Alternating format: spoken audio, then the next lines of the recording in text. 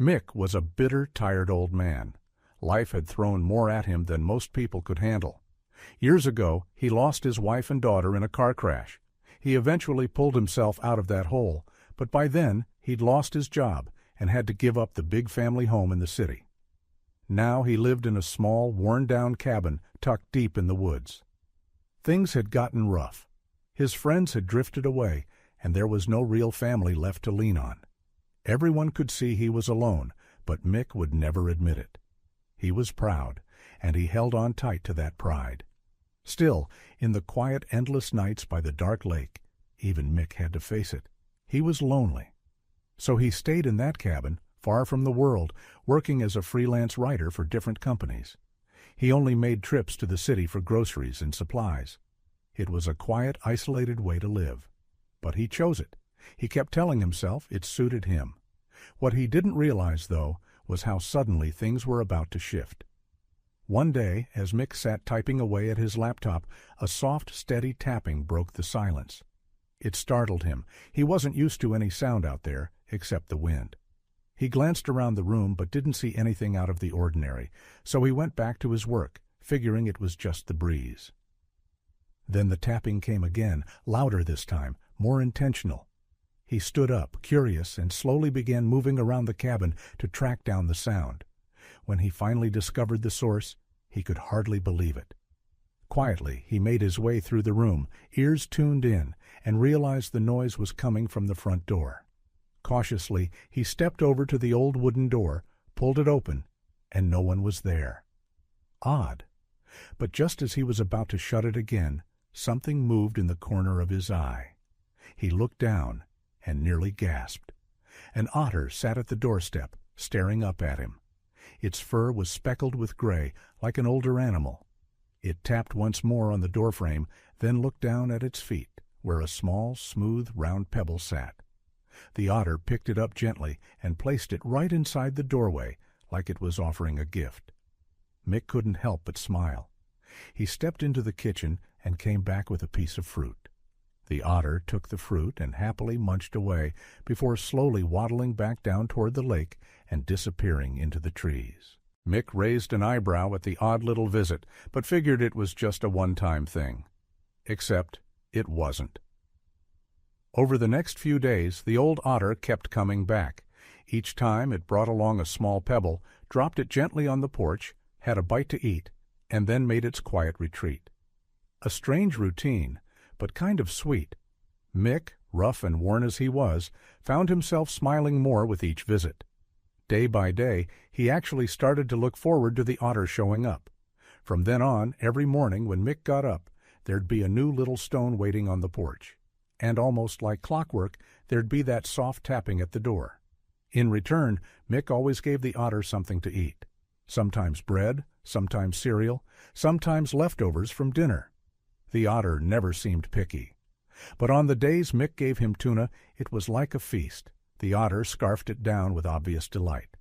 The whole thing made Mick chuckle. He even started snapping pictures and recording short videos of their visits. On a whim, he sent some of them to the local news website. They were always looking for feel-good stories, and this one had the bonus of a cute animal. To Mick's surprise, a reporter called him up not long after, asking about the otter and how the visit started. The story ended up being shared widely, and for a quiet little place like theirs, it caused quite the buzz. People began reaching out, some just curious, others thanking him for taking care of the otter. Many just wanted to see more pictures of the sweet old creature. Mick wasn't used to anyone paying attention to his life, but oddly enough, he liked it.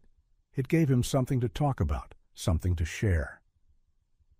Over the next few months, Mick found a balance between writing at his laptop and enjoying the simple joy of feeding his furry little visitor. He even started mailing out a few hand-picked pebbles to people who had written in, saying they came from the otter himself. It was a silly little thing, but it made people smile, and that felt good. Life had taken a strange and unexpected turn, but Mick wasn't complaining. He liked the company. The otter had brought a bit of life back into the cabin. One morning, like usual, Mick rolled out of bed and headed to the kitchen to make his coffee. He looked out the window that faced the lake and smiled, expecting to see the little otter bounding up the shore toward the cabin, ready to tap at the door like always. But there was nothing. No movement. No sound. Mick frowned. It was unusual, sure, but he figured maybe the otter was just running late. He'd always shown up eventually. But the hours ticked by, and still no sign. Days followed, and each one was quiet. No fresh footprints, no round pebbles on the porch. Mick even left out a tin of tuna, hoping the smell might draw him back. But it sat there untouched, apart from the occasional bird stealing a bit. Eventually, Mick couldn't wait any longer. He grabbed his coat and decided to take a slow walk around the lake, hoping to spot his little friend. He spent hours wandering, scanning the water and the bushes. But there was nothing. Disappointed and a little worried, he turned back toward home. As he walked back up the slope toward the cabin, something caught his eye, a small shape near the corner of the building, close to the drain pipe. He stepped closer, and his heart dropped. There was the otter, lying still, peaceful and quiet. Its salt and pepper fur was dry, which meant it had been there for a few days already. The poor thing had clearly passed away. Mick knelt down beside him, sadness creeping through his chest. But what made him stop and blink away tears was what the otter was holding. In its tiny paws, the otter clutched a small stone, shaped like a heart. Unlike the usual round or jagged ones, this one was special. It was clearly meant to be a final gift. The otter had been on its way to the door when it passed, still holding on to it. Mick gave the otter the farewell he deserved. He dug a small resting place near the porch, facing the calm lake where the otter had lived. He gently placed his little friend inside, and then, to honor him, gathered all the pebbles the otter had brought over time and stacked them carefully into a tidy pile at the head of the grave. It was simple, quiet, and full of love. But the story doesn't end in sorrow. Thanks to the story that had spread, many people had grown to love the otter, and surprisingly, Mick too. He made new friends from the folks who had followed the tale, and for the first time in a long while, he began venturing out of the forest more often. He even welcomed visitors to his cabin now and then, and they always made a point to stop by the otter's resting place. Mick's days slowly began to fill up again. His life started feeling lighter, warmer, and more connected. He was more grateful than he could ever put into words. And all of it, every bit of new joy, was because of one small, thoughtful otter who had simply decided to keep a lonely man company. Did this story touch your heart as much as it did ours? If you could have one animal keep you company, which would you choose? And how would you feel if you were in Mick's shoes? We'd really love to hear your thoughts, so don't forget to like, subscribe, and leave a comment below. Your stories mean the world to us.